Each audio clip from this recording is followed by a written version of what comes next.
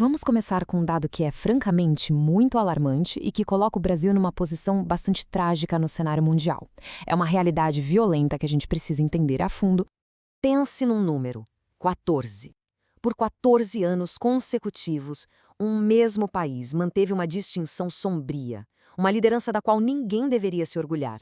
E sim, esse país é o Brasil. Por 14 anos seguidos, de 2008 a 2022, o Brasil foi o lugar que mais matou pessoas trans e travestis em todo o mundo. É um dado chocante e persistente. A grande pergunta, a pergunta que fica e que vamos tentar responder aqui é: por quê? O que está por trás desses números? O que explica essa realidade tão brutal? Ok, para entender isso, vamos mergulhar um pouco mais fundo, começando pela escala e pela natureza dessa violência. Olha só este gráfico. Ele basicamente desenha um mapa da violência no Brasil em 2022. A gente vê aqui a distribuição dos 131 assassinatos daquele ano. A maior concentração, com mais de 40%, está na região Nordeste. Logo depois vem o Sudeste. Mas não é só a quantidade de mortes que assusta, sabe? É o nível de crueldade. A Comissão Interamericana de Direitos Humanos chegou a documentar atos de uma brutalidade extrema, como os descritos aqui.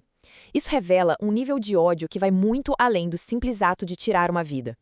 E essa violência não surge do vácuo. Ela é, na verdade, a ponta de um iceberg, o resultado de um ciclo de vulnerabilidade. Muitas vezes, tudo começa em casa, com a expulsão pela família e continua na escola. Sem apoio e sem o reconhecimento da própria identidade, muitas pessoas são empurradas para a margem da sociedade, o que leva cerca de 90% delas para ocupações de altíssimo risco, como a prostituição.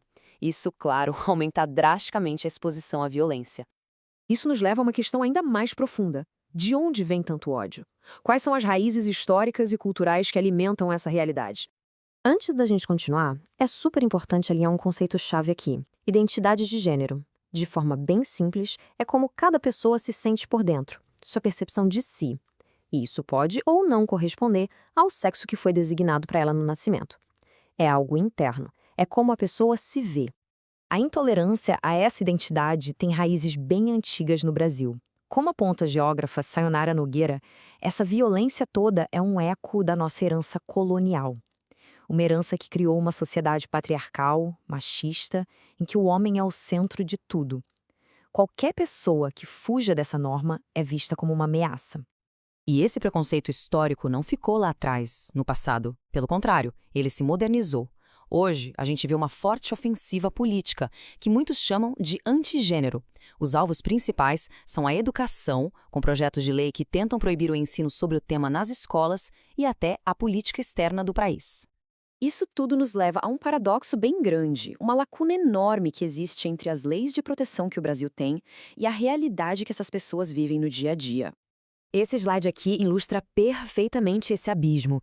De um lado, a gente tem a lei, que é linda no papel, prometendo igualdade e proteção para todo mundo.